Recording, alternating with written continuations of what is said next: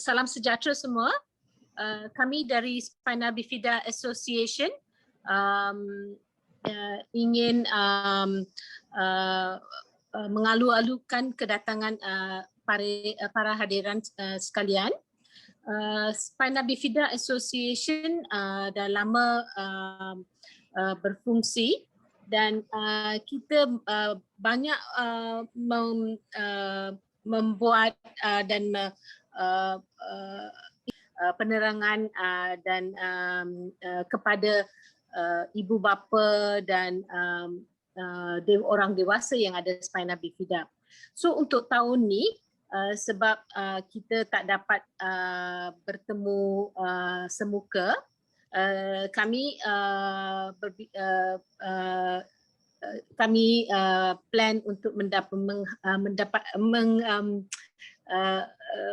to have this sesi beberapa sesi webinar di mana kita akan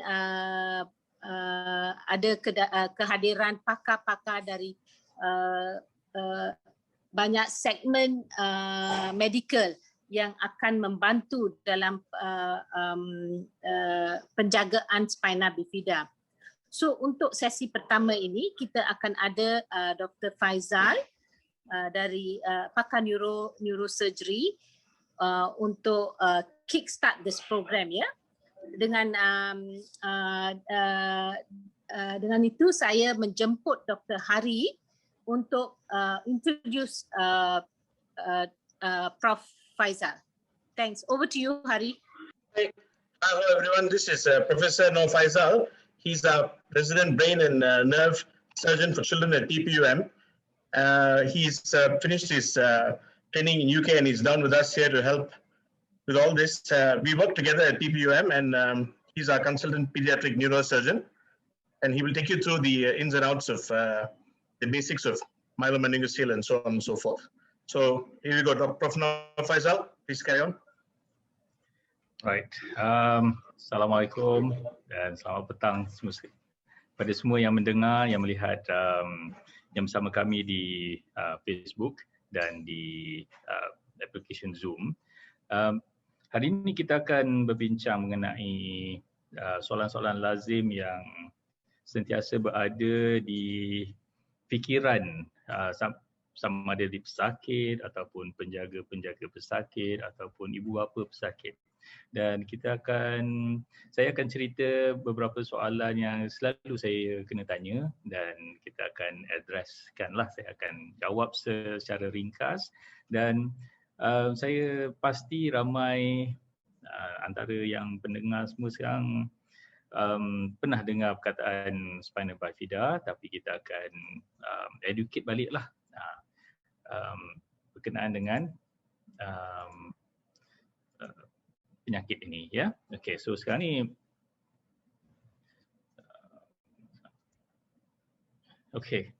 bila kita dengar perkataan spina bifida ni, saya boleh bayangkanlah apa yang anda semua tengah fikirlah dalam satu keadaan yang gelap.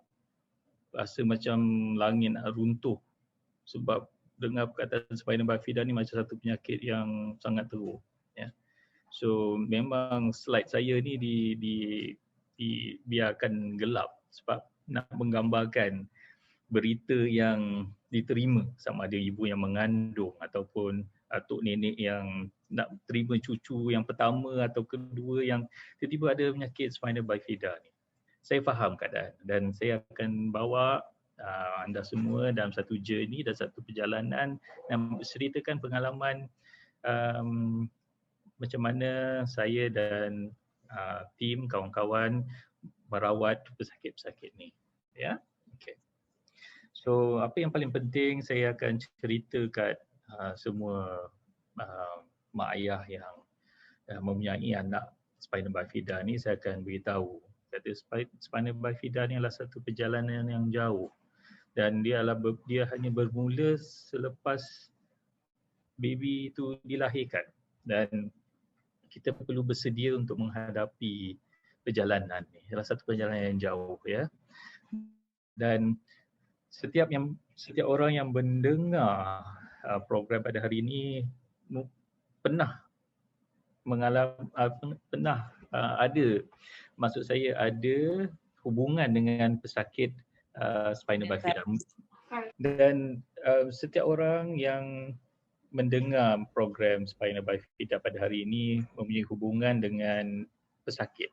Mungkin mak ayah yang mempunyai anak yang ada spina bifida, sama ada selepas buat operation ataupun tengah menunggu tarikh untuk buat operation ataupun masih berfikir lagi sama ada perlu tak buat operation ni. Dan mungkin ada atuk-atuk ataupun nenek yang tengah worry sebab dengar cerita cucu dalam kandungan mungkin mengalami penyakit spina bifida ni. Okay. Apa benda yang saya nak beritahu ialah nama penyakit spina bifida ni satu, ya, tetapi semua orang berada di dalam mood yang masing-masing. So jangan compare, jangan bandingkan kehidupan kita dengan orang lain, jangan bandingkan baby tu ada spina bifida tapi boleh jalan, kenapa baby saya tak boleh jalan, ya. Sebab nama sama tapi kapal lain-lain dan setiap orang berada dalam fasa yang berbeza-beza. Dan kita akan kupas isu ni perlahan-lahan dari segi dalam kandungan, waktu dia lahir dan untuk buat operation. Ya. Topik hari ini ialah dari perspektif saya, iaitu dari segi pakar bedah dan saraf. Selepas minggu-minggu yang akan datang akan ada lagi pakar-pakar lain yang akan bercerita mengenai pengalaman dan soalan-soalan yang biasa diterima.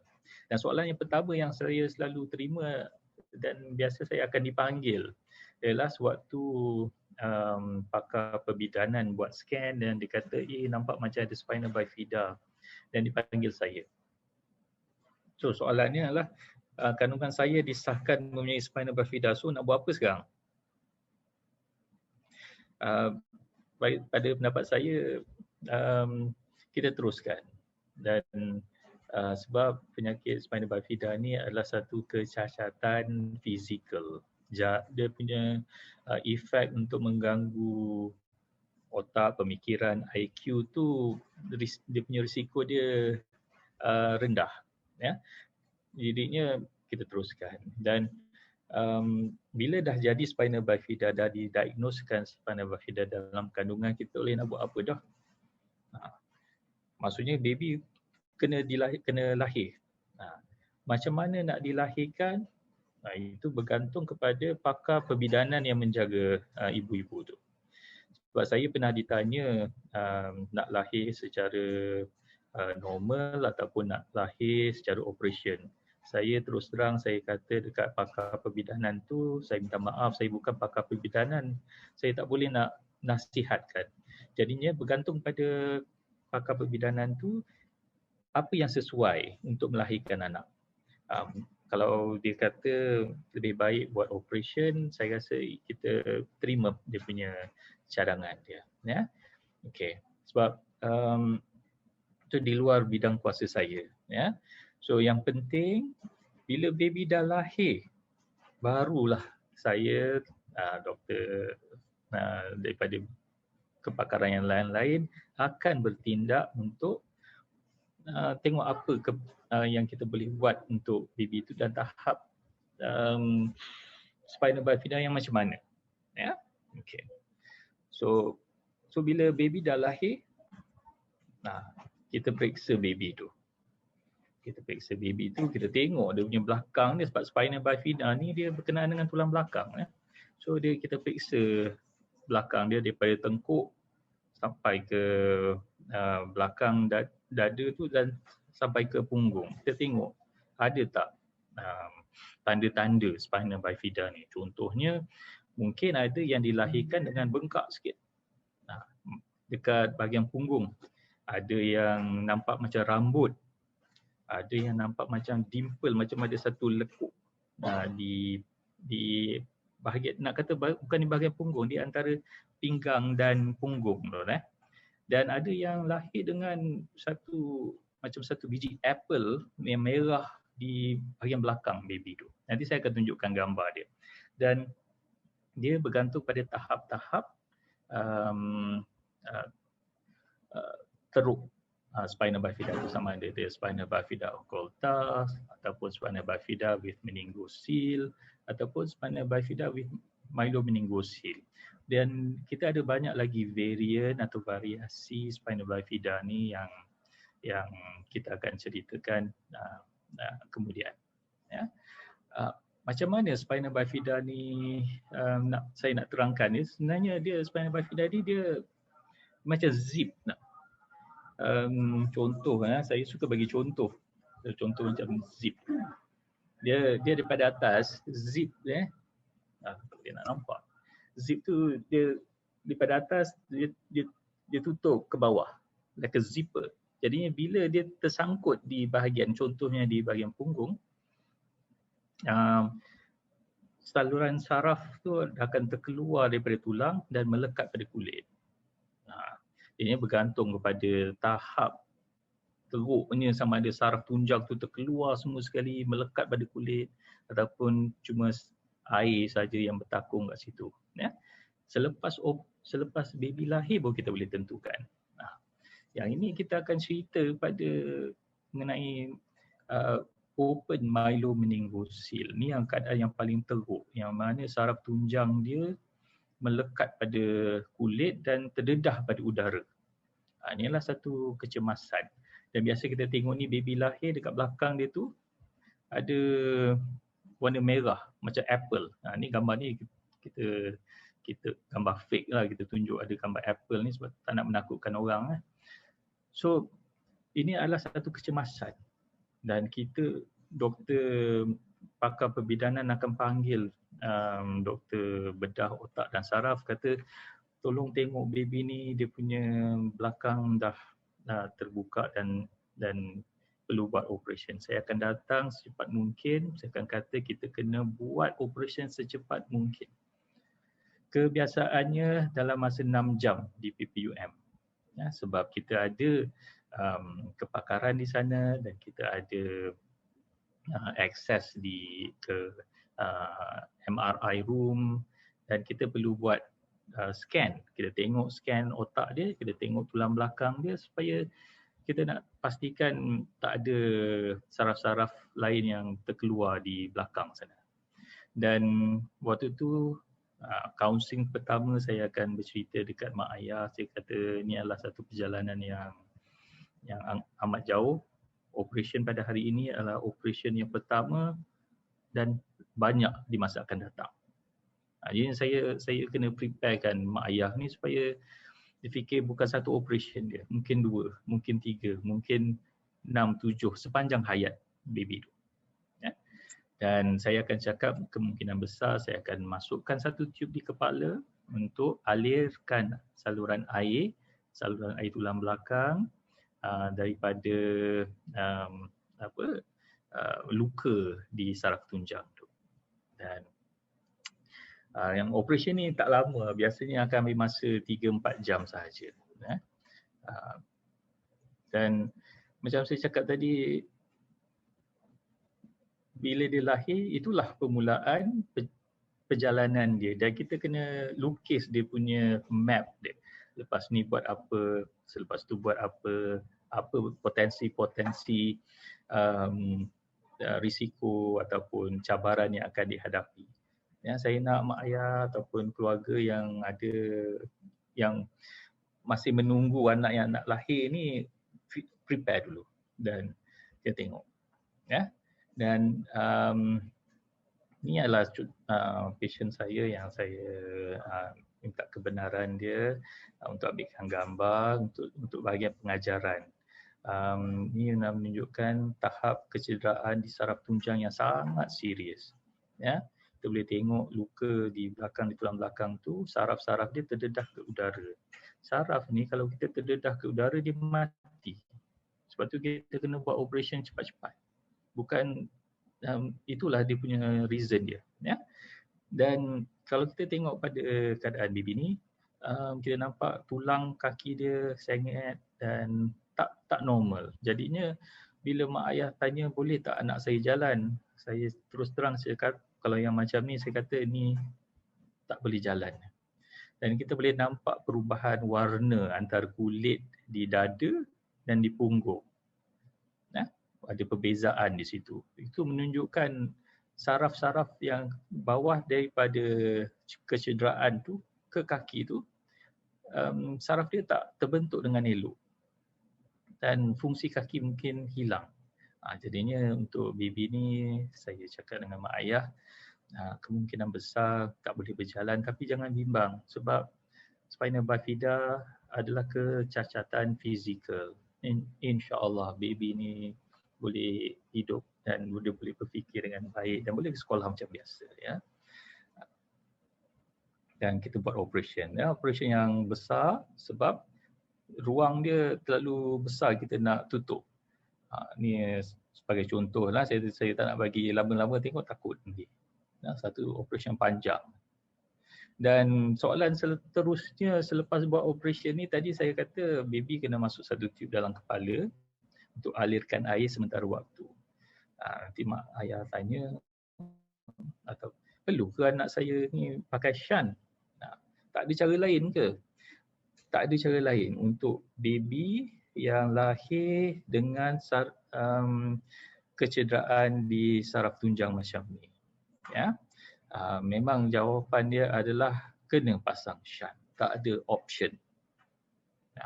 So shunt ini adalah untuk mengalirkan air daripada kepala ke bahagian abdomen. Satu tube yang panjang dalam lebih kurang 45 cm daripada kepala. Kita tanamnya di bawah kulit dan masuk ke abdomen. Jadi ada dua luka. Satu di belakang telinga dan satu di bahagian perut, di abdomen. Jadi operasi ni tak lama, dalam 45 minit sahaja. Dan ada macam-macam jenis shunt berada di pasaran semua, tapi saya tak nak mengkomplikatkan masalah. Biasa kita akan pasang shunt yang kita biasa pasang, ya, medium pressure shunt, dan itu adalah yang sesuai untuk baby macam ni. So saya terangkan lagi sekali, tak ada cara lain, memang kena pasang shunt sekiranya dia perlukan mengalirkan air daripada air yang lebihan tu daripada kepala dia. Ya. Okay. So bila dah pasang shunt, mula kita nak tanya macam mana nak jaga shunt. Boleh ke dibaring sebelah kiri, boleh ke baring sebelah kanan, boleh ke guling-guling? Boleh. Tak ada masalah. Ya.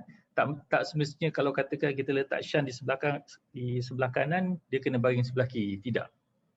Bila kita dah pasang shunt, dia boleh berpusing macam biasa, sama ada nak baring terlentang ataupun nak baring meniarap, tak ada masalah.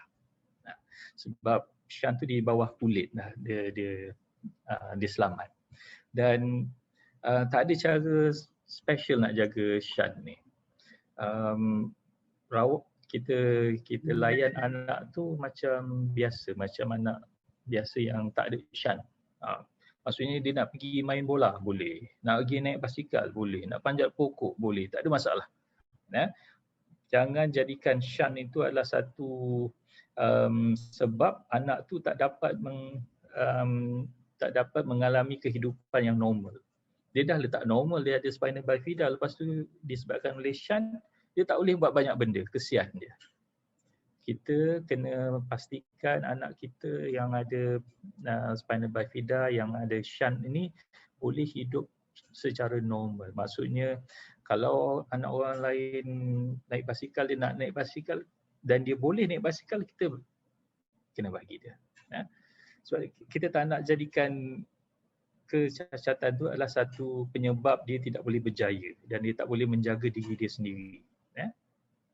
Nah, jadi saya terangkan, macam saya terangkan kat pesakit-pesakit saya yang lain, saya kata kalau pakai shunt, dah pakai shunt, buat macam biasa, rawat macam biasa.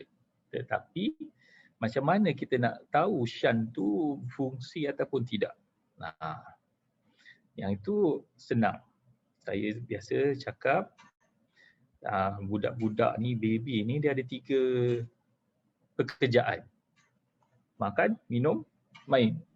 Kalau dia tak buat salah satu ni, dia tak sihat dan terus datang ke hospital. Dan saya nasihatkan kepada semua pesakit-pesakit, penjaga-penjaga saya, kalau ada apa-apa masalah, pergi hospital yang terdekat dan minta buat satu panggilan ke TPUM untuk bercakap dengan saya. Sebab saya kenal semua pesakit-pesakit saya. Ya. Dan saya akan cuba memahami apa masalah dia, dan sekiranya perlu dipindahkan, saya akan pindahkan daripada hospital yang terdekat tu ke PPUM. Saya pernah ada satu cerita, baby ni dah 4 tahun dah. Tiba-tiba saya dapat panggilan daripada Hospital Melaka. Saya kata, dia cakap dengan Dr. Faizal, ada pesakit ni dulu ada spinal bifida, dah buat operation, ada VP shunt, sekarang dia sawat. Lepas tu saya kata, kenapa patient ni ada, kenapa pesakit ni ada dekat Melaka, dia sepatutnya ada dekat PJ je ke? Lepas tu dia pergi bercuti. Saya kata okey, tak apa. Kalau tak pasti, terus hantar ke PPUM. So saya minta Hospital Melaka hantar ke Pusat Perubatan Universiti Melaya untuk kita tengok apa masalah dia. Sebab saya tahu ada di hospital-hospital lain tidak ada kepakaran neurosurgery, dan diorang pun tak pasti sama ada macam mana nak, bukan tak pasti, sebab kita tak biasa menjaga. Dia benda tu satu benda yang di luar kebiasaan, takut dia kita nak manage. So kalau ada apa-apa masalah, terus datang. Ya? Okay. Dan ada juga yang baby ni ada masalah dengan dia punya shunt dia. Ada yang kena tukar 2-3 kali, mungkin disebabkan oleh protein dalam air dia tinggi, ya. Kena tukar 2-3 kali sampai kata, doktor asyik tukar je, tak ada shunt yang elok ke? Bukan masalah shunt yang elok ke tidak. Kadang-kadang kandungan protein dalam air di otak tu dia sangat likat, macam tebal, dia protein. Dia macam dia bukan air tapi ada protein yang menyebabkan dia senang tersumbat. Jadinya dia tak ada tube lain yang sesuai yang nak menghalang benda tu. Dan ada setengah pesakit yang selalu dapat jangkitan kuman, terutama di saluran kencing. Dan bila dia demam dan mungkin kena sawan, dan benda pertama yang kebiasaannya doktor di bahagian hospital yang lain akan tanya, ni adakah ini masalah dengan shunt? Saya akan tengok baby tu, saya akan tanya pada mak ayah, macam mana keadaan anak? Kalau tak ada perubahan dari segi makan, minum dan main, saya akan kata ni kemungkinan besar disebabkan oleh jangkitan kuman yang lain. Sebab untuk tukar shunt ni adalah satu operation yang berisiko. Dan setiap operation, setiap kali kita masuk buat operation, adalah satu yang risiko. Kalau boleh kita kurangkan risiko dia.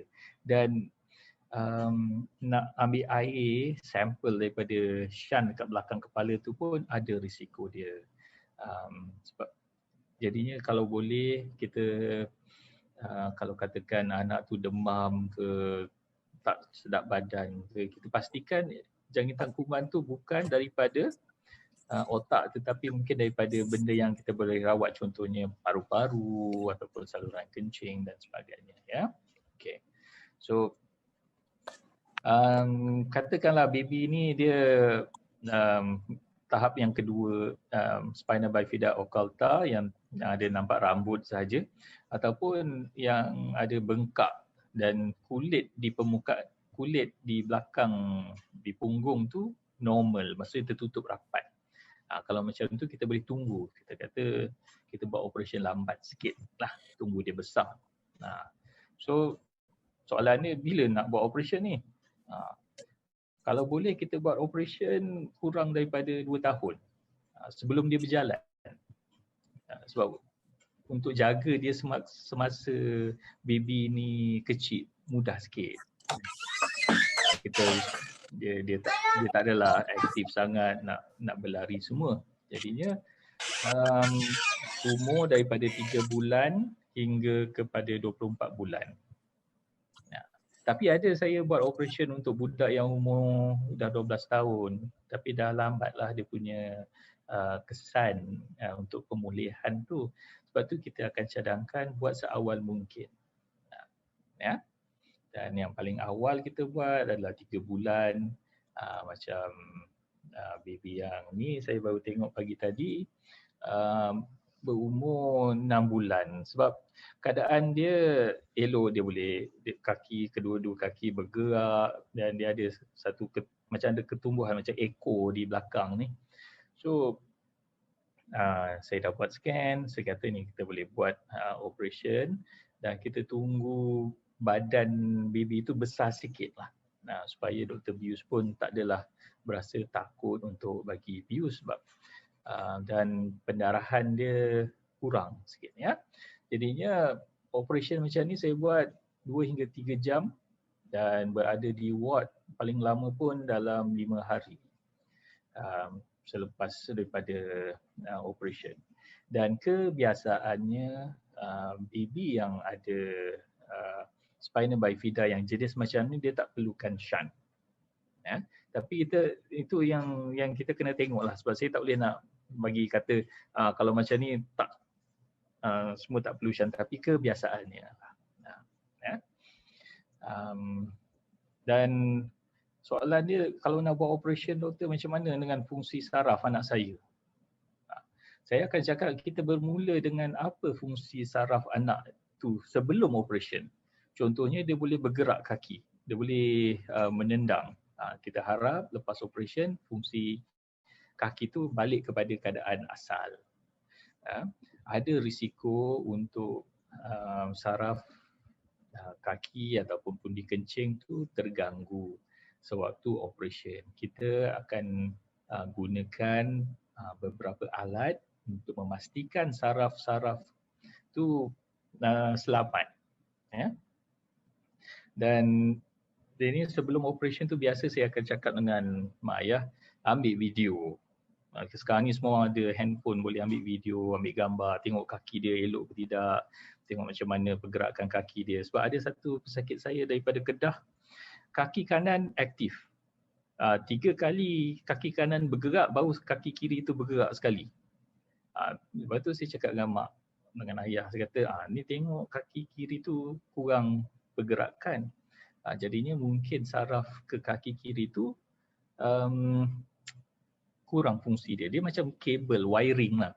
Kita ada wire tapi electricity tak lalu, tak ada api lah. Dan patient daripada Kedah tu pun tadi dia datang juga pagi tadi. Dia kata betul kaki kiri tu nampak macam lemah sikit dan dia lebih suka berdiri atas kaki kanan. Daripada situ kita, tapi sebab penerangan tu saya dah beritahu sebelum operation dirinya, anticipation tu mak ayah dah faham apa yang kita kena buat lah. Ya. Dan antara soalan lagi ialah berapa kerap rawatan susulan ni untuk anak saya. Saya akan bercakap dari bahagian saya iaitu pembedahan saraf. Follow up saya adalah 2 minggu selepas operation, 3 bulan selepas operation, 6 bulan dan setahun. Dan selepas itu adalah setahun sekali, bergantung pada keadaan pesakit. Kalau dia perlukan shunt mungkin setahun sekali. Tapi kalau dia dah elok dan dia dah berjalan dan dia tak ada masalah, saya akan kata datang bila perlu. Tetapi spina bifida ni macam saya kata awal-awal tadi, dia adalah satu perjalanan yang jauh. Jadinya dia ada banyak lagi yang dia perlu lalui. So fungsi pundi kencing dia, fungsi kawalan pembuangan najis dia, fungsi kaki dia perlu dipantau. Jadinya doktor pakar bedah urologi atau pakar bedah kanak-kanak akan sentiasa monitor, tengok fungsi buah pinggang. Yang itu mungkin 3 bulan sekali, 6 bulan sekali dan sebagainya. Ya, artinya bila kita buat the first operation, biasanya ialah first of many operation.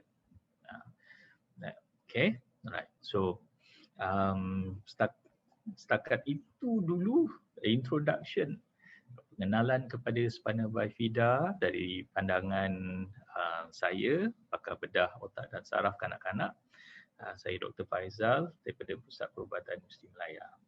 Okay, so saya akan buka kepada semua ni untuk bertanyakan soalan-soalan yang kita boleh jawab lah kalau nak tanya. Okay?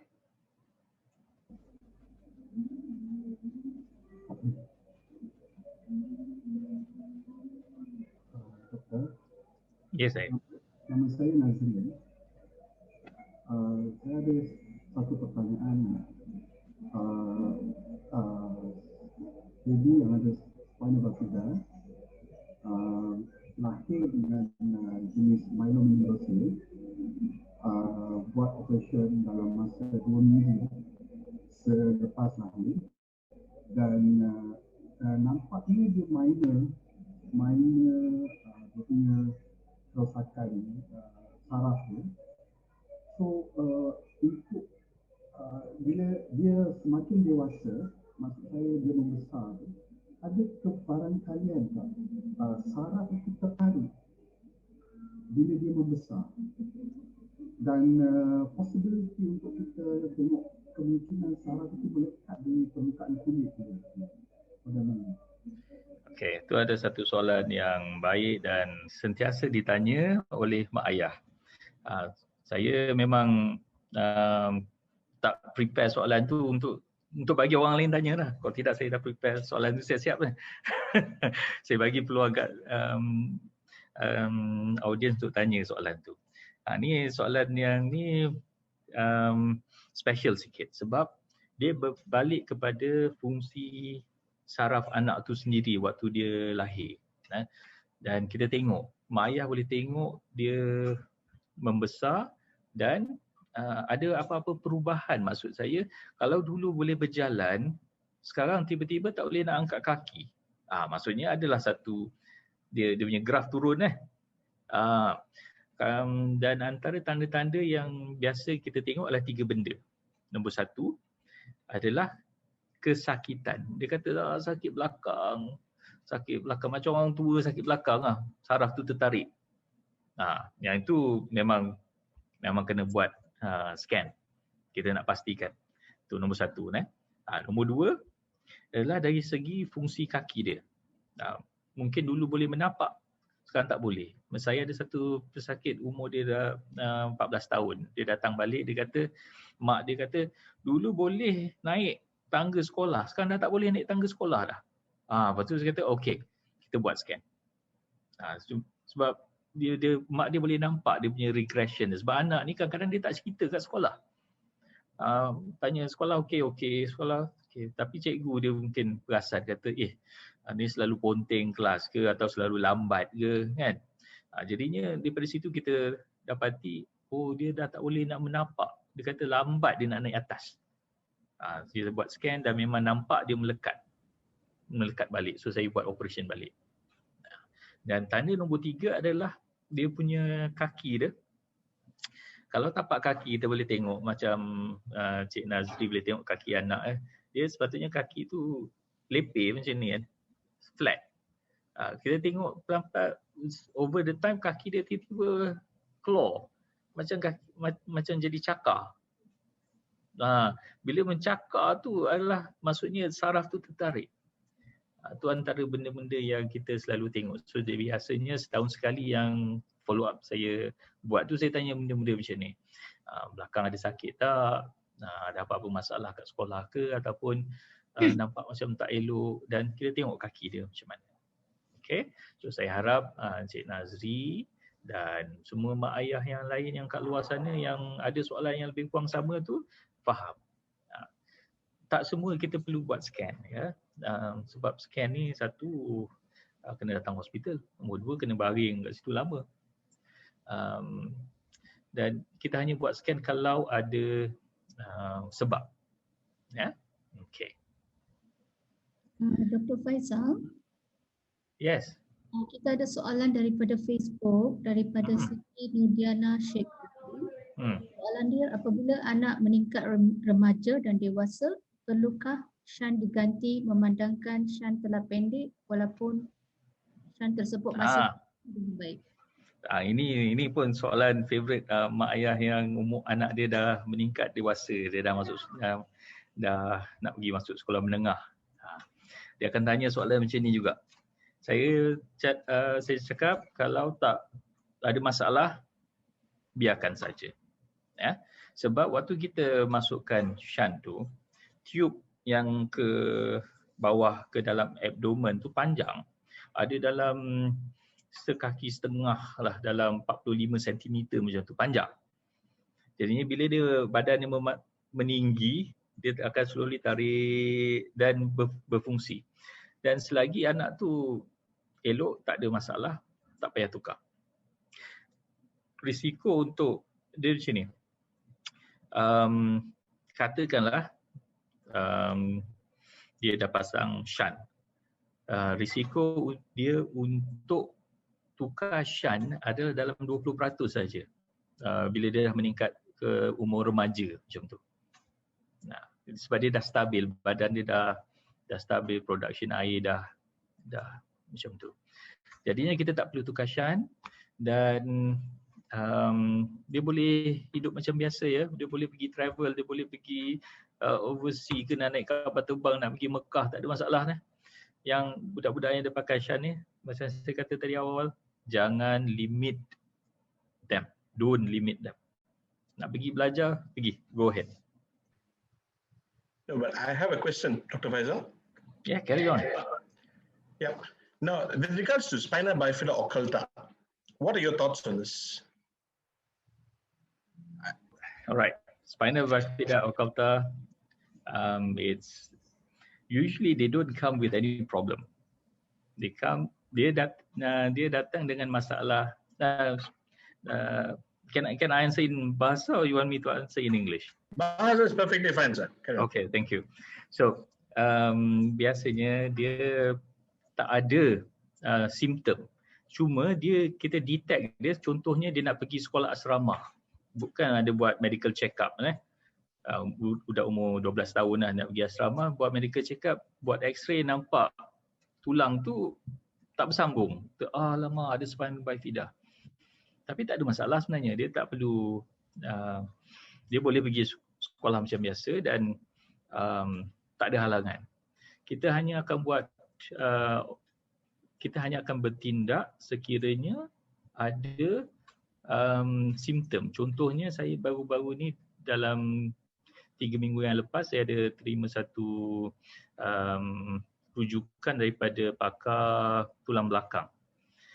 Sebab dia nak pergi sekolah asrama. Lepas tu buat x-ray, nampak tulang belakang tu sengit, skoliosis. Lepas tu dia buat MRI. Bila dah buat MRI, barulah nampak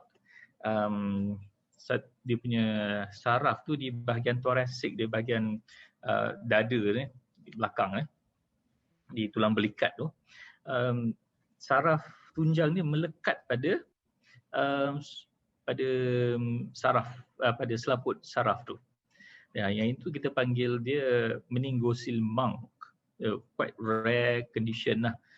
So saya kata yang ini kita kena buat operation sebab dia dah menunjukkan satu simptom. Maksudnya tulang tu dia dah sengit. Tulang tu sengit disebabkan oleh fungsi saraf yang terganggu. Jadinya bila contohnya yang kanan tu lemah, yang tulang yang kiri ni kuat, so dia akan tarik, dia akan sengit. Jadi yang jenis macam tu kita cadangkan buat operation. Dan mak dia pun macam biasa, macam mak yang lain nak yang terbaik untuk anak dia, tanya boleh tak dia nak pergi sekolah asrama lepas ni? Saya kata boleh, tak ada masalah. Ya? Sebab dia bukan mengganggu, dia tak mengganggu physicality dia. Ya. Good question Hari. Thank you, Dr. Thank you. Yeah. Dr. Faisal? Yes. So can I ask you, when bila kita tengok kanak-kanak pada umur 12 atau 15 tahun, and then there is weakness yang lebih daripada dulu. So biasanya kita syaki third cord syndrome, ya. Maybe could you tell us a little bit more about that, and in terms of in terms of the surgery, is it a bit more complicated, or is it something that parents need to be worried about because they may have already had a earlier surgery? So a second surgery, how much more difficult it is, or what would the concerns be? Okay, interesting question, and in fact I memang dah ready satu benda nak tunjuk kat semua orang ni. Sekejap, minta maaf. Okay, so saya contohkan ini adalah saraf spina bifida, di mana ni adalah lemak yang melekat. Okay, dan kita boleh tengok spina bifida dan saraf tunjang dia. Okay, dan ini adalah yang kita panggil filum terminalis. Filum terminalis ni yang biasa yang akan tarik pada saraf tunjang tu, dan dipanggil tethered. So tethered tu maksudnya melekat. Melekat ni maksudnya sama ada di selaput, melekat dengan lemak, ataupun ditarik oleh filum ni. Jadinya kita kena pastikan apa penyebab dia dapat tethering balik, tethering semula. Sama ada lemak tu melekat pada saraf, pada selaput tulang belakang. Kita akan buka dan pisahkan dia. Sama ada dia melekat pada filum ni, dia tarik turun ke bawah, kita akan potong dia. Dan mungkin ada lemak yang menarik dia, kita akan pisahkan dia. So saya harap saya boleh ceritakan. Jadinya bila ada new complaint, bila kata-kata anak ni nampak macam ada regression, kita akan buat scan dan pastikan tak ada masalah tethering tu. Okey. Soalan lain, macam mana nak rangsang saraf anak? Lemak. Okey, itu soalan nombor 1. Soalan nombor 2, saya mempunyai spina bifida dan sudah berumur 31 tahun pada tahun ini. Sebelum ni pergelangan kaki saya masih boleh diangkat, tapi pada umur 25 tiba-tiba tak boleh diangkat.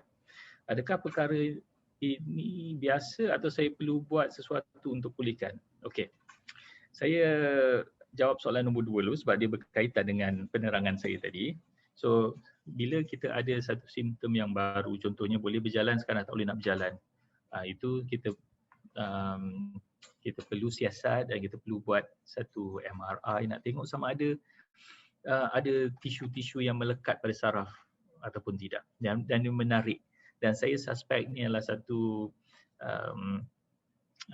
saraf, sama ada saraf satu ataupun semua saraf tu dia melekat dan ditarik ke bawah.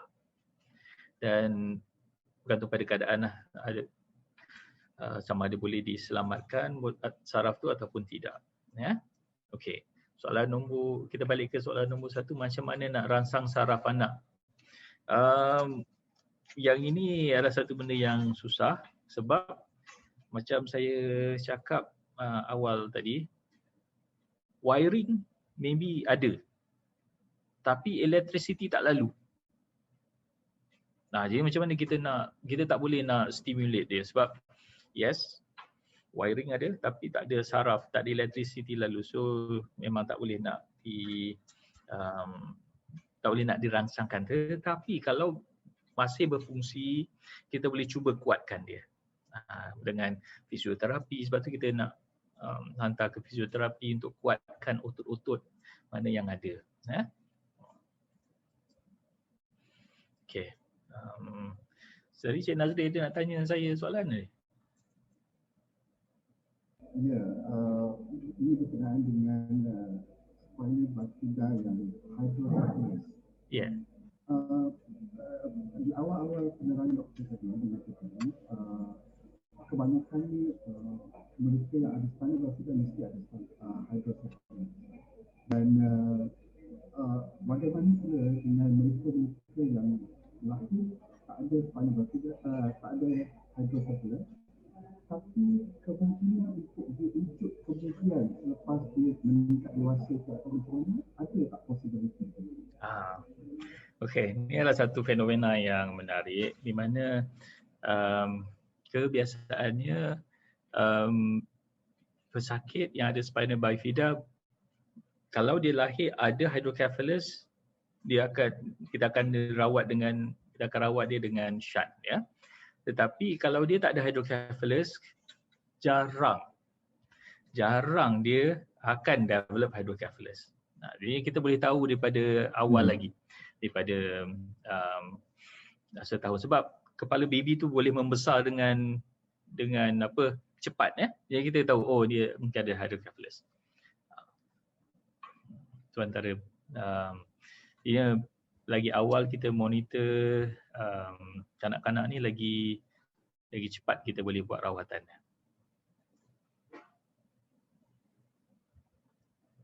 Okey. So ada lagi soalan-soalan ni. Saya akan bacakan, ya. Doktor, anak saya sudah menjalani pembedahan pada umur 4 bulan. Spina bifida, myelomeningocele. Tak semua lemak dibuang. Memandangkan tulang pelvis anak saya ada defek dan isi lemak tu jadi cushion untuk tulang punggung pelvis sebelah kiri dia. Persoalan saya, sekarang anak dah umur 5 tahun dan saya perhatikan bekas pembedahan tu di punggung kiri dia nampak membesar sikit. Adakah possible membran terbuka ataupun ada fluid? Okey. Ni pun adalah satu fenomena yang special untuk myelomeningocele. Biasanya kita panggil dia lipomyelomeningocele. Ada lemak yang melekat di saraf tu, ya. Contohnya macam ni, ya. Dia melekat pada saraf tunjang. Ni saraf tunjang, spina bifida dia terbuka, lemak melekat. Saya tambah lemak lagi sikit bagi nampak dramatik sikit. Okey. Ada yang kita boleh buang. Mungkin buang sikit, tapi ada yang tertinggal sebab risiko untuk pisahkan dia ni daripada saraf tunjang tu. Maksudnya kalau kita buang dia semua sekali, mungkin saraf-saraf yang hidup tu akan terputus sekali. Jadinya ada setengah yang mungkin tertinggal sikit ataupun ditinggalkan. Ya. Sebab kalau dia boleh gerak, tiba-tiba lepas operasi tak boleh gerak, itulah satu benda yang saya tak boleh nak terima. Jadi lebih baik saya tinggalkan sedikit tetapi kaki tu boleh berfungsi. Okey. So sekarang ni persoalan dia nampak lemak tu bertambah dan lemak di belakang ni memang akan bertambah. Saya tak boleh kuruskan punggung tu. Sebab lemak tu dia sentiasa akan bertambah di situ dan selagi dia tidak memberi apa-apa sebarang kesan, contohnya kesakitan, kita tak perlu bimbang lah. Dia mungkin kosmetik saja. Dan saya tak bimbang sama ada fluid di situ ataupun tidak sebab kalau ada fluid dia akan menunjukkan kesan dia lebih awal daripada sekarang. Okay. So benda-benda inilah macam saya cakap tadi, semua keluarga mungkin ialah satu journey, satu perjalanan hidup panjang daripada lahir sampai sekarang sampai membesar. Jadinya saya suka ada persatuan spina bifida ni mana kita boleh berkongsi pengalaman dan mungkin ialah cerita pengalaman. Tetapi masa saya cakap tadi, lain orang lain boat, lain keluarga lain boat dia. Jangan kata dia ada lemak, yang ni tak ada lemak, tak boleh jalan dengan tangan. You are dalam kapal masing-masing. Ya, kita hanya boleh cerita you okey tak okey. bertabahlah, bersabar dan sebagainya. Ya. Kita jangan nak bandingkan. Okey, ada soalan ni. Adakah terdapat perbezaan antara pakar bedah dewasa dan pakar bedah saraf pediatrik yang melakukan pembedahan? Ini satu soalan yang kontroversi ni. Dr. Sri Hari memang saja pancing saya untuk menjawab soalan yang susah macam ni. Okey, dia sebenarnya macam ni. Sebagai satu negara yang progresif, kita perlu perlu open mind dan kita perlu buka kita punya kepakaran kepada bidang yang spesifik. Contohnya beza pakar bedah saraf dewasa dengan pakar bedah saraf kanak-kanak. Pada pakar bedah saraf kanak-kanak macam saya hanya operate kanak-kanak sahaja di Pusat Perubatan Yusi Melaya, di mana semua budak-budak akan berada di bawah jagaan saya. Dan saya kenal, nombor satu, saya kenal mereka. Nombor dua, kalau ada apa-apa masalah, saya tahu apa yang saya boleh ingat diorang punya scan yang lama. Nombor tiga adalah kepakaran dia. Contohlah kita ada barang special. Contohlah kita ada kereta baru. Kita ada kereta baru beli Proton X5, X50 contohnya. Ataupun Myvi SE. Nak servis ni, kereta baru lahir nak servis. Kita nak servis, kita nak hantar ke mana? Kita nak hantar ke general workshop ataupun specialist workshop. Setiap orang boleh rawat kereta tu, tetapi kita nak hantar ke mana? Itu persoalan dia.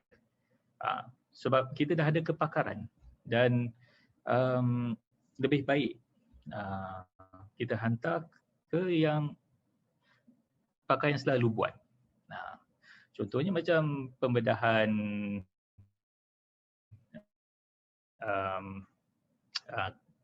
zaman dulu tak kanak-kanak ke orang dewasa ni seorang pakar bedah je yang buat.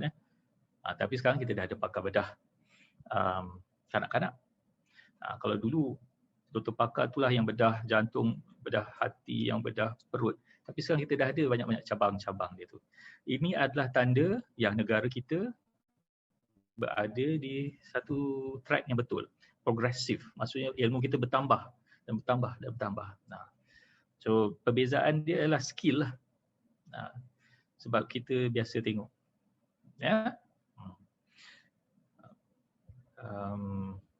Dan dia memang susah.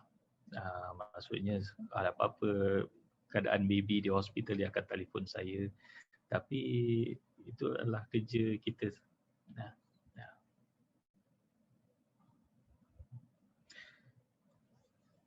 Okey. Cik Nazri anak umur berapa tahun? 4 tahun dah. 15 tahun. 15 tahun. So, cuba cerita sikit pengalaman journey inilah. Berapa jenis operation dah buat? Ia dilahirkan pada 2006, bulan 8. Dan dia dilahirkan di KCM, Ceras. Selepas 2 minggu dia lahir, dia buat operation di sana di KCM under Profesor Aziz, Profesor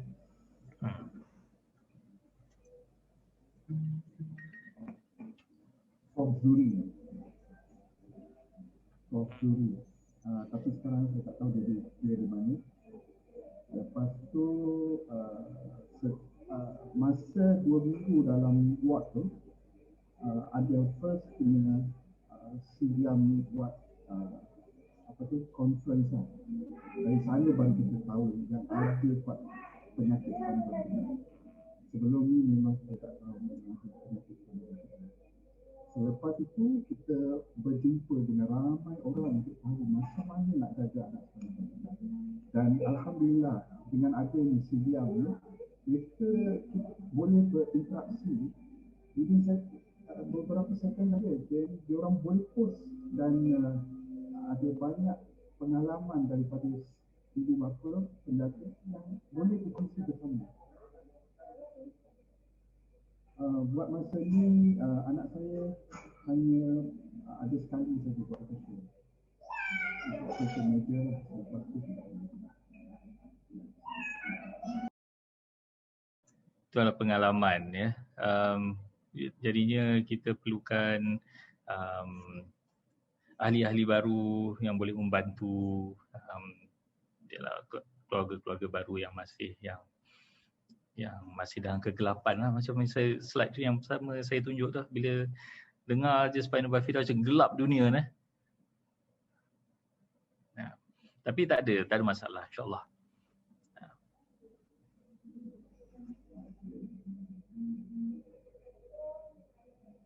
Okey, saya akan ada lagi soalan ni. Ada soalan. Okey. Saya bacakan ya. Saya menghadapi Spina Bifida, myelomenigosis sejak lahir. Tapi waktu kecil dulu doktor tak bagi buat operation sebab dia cakap kes saya minor. Boleh berjalan, bladder dan bowel function are functioning well. The only problem is that I could only walk slowly and both my legs are not in the same length as my right leg is shorter. Then when I was 11 years old, bila dah 11 tahun, makin lama makin susah nak berjalan. Saya kerap jatuh, akhirnya dah tak boleh nak angkat kaki. Saya just seret untuk berjalan. Disebabkan itu, umur dia 12, doktor suggest untuk buat operation. Dia cakap kalau saya tak buat sekarang, ability naik tangga akan makin lemah. So family setuju untuk buat operation. Unfortunately, after the operation, I cannot walk anymore, cannot move my limb, I cannot control bladder, bowel. Sampai sekarang buat fisioterapi je, dah 22 tahun dah umur dia sekarang. Boleh tak doktor cadang any treatment that I could do to overcome this problem? Okay. Yang ini adalah satu macam saya cakap tadi, kita tanda negara kita dan dah progresif ialah ada kepakaran yang baru ya. 22 tahun yang lepas ni tahun 2000 lah, tahun 1999 macam tu. Kita tak ada kepakaran neurosurgery. Neurosurgery ni bidang yang baru. Di PPUM kita hanya buat neurosurgery bermula pada tahun 2002-2003 macam tu. Ya. Baru kita ada satu tim yang besar sekarang. Dan saya rasa mungkin waktu tu tak ramai kepakaran dan tak biasa nak buat benda tu. Ya. Jadinya apa yang kita boleh buat ialah sekarang kita jangan fikir ke belakang. Kita fikir moving forward. Apa yang kita boleh buat sekarang. Saya rasa mungkin fungsi-fungsi saraf yang sakit ni tadi mungkin dah berkurangan, mungkin dah tak ada. Jadinya macam saya cakap 2-3 kali dah, cabling maybe ada tapi electricity tak ada dah. Tak boleh nak lalu. So apa-apa yang kita buat pun mungkin tidak akan membawa balik fungsi saraf tu. Ya. Jadinya apa yang kita boleh buat adalah the move forward. Kita buat apa yang kita boleh buat. Kalau kita on kursi roda, kita buat yang terbaik dengan kursi roda. Tunjukkan, usahakan yang ini hanyalah kecacatan fizikal. Ya. Dia cakap dia umur 22, saya tak pasti dia kerja apa. Tapi inilah antara usaha-usaha yang kita kena buat secara bersatu, secara semua orang ikut persatuan. Sebab akan ramai pesakit-pesakit kita macam anak Cik Nazri umur 15. Kejap lagi nanti dia nak membesar, dia nak belajar semua. Jadi kita kena form satu group, satu ialah action yang boleh tunjukkan apa yang dia boleh buat, apa yang dia boleh belajar jenis macam mana dan sebagainya. Ataupun mungkin kita fikirkan aktiviti yang pekerjaan yang sesuai dengan dia. Okey, soalan. Banyak lagi soalan ni. Dok, saya ingin bertanya anak saya spina bifida myelomeningocele. Sekiranya dia melakukan aktiviti menggunakan jari pada sebelah tangan. Jari tangan sebelah lagi akan bereaksi sama. Alamak, ini bukan myelomeningocele ni bagi saya lah. Sebab ini sama ada dia habitual ataupun satu masalah yang tak berkaitan dengan spina bifida. Ya, right. Saya mungkin nak sentuh lagi satu lah. Spina bifida ni hanya di tulang belakang kuat punggung saja ke? Tidak, ya. Saya pun di leher, di tulang belakang, di thoracic dan di lumbar. Saya ingat cerita P. Ramlee, Nujum Pak Belalang. Nujum Pak Belalang tu dia cerita apa? Ni kita just santai je lah. Nujum Pak Belalang ni dia punya satu teka-teki, dia kata, satu, dia kata selalu. Satu tu selalu. Dua tu sikit-sikit. Tiga jarang-jarang. Empat kadang-kadang. Jadi kita cerita pasal spina bifida. Di lumbar tu, bahagian lambung sacral di bahagian punggung tu memang selalu. Di bahagian thoracic tu, di bahagian tulang selangka kita belakang ni, sikit. Di tulang leher ni jarang-jarang. Sebab saya sepanjang saya berkhidmat ni, saya tengok di cervical, di bahagian leher ni satu je. Baby tu daripada Seremban. Baby tu daripada Gemas. Ataupun Segamat macam tu. Jauh datang. So memang jarang-jarang lah. Tapi kalau lambung sacral memang selalu. Okay.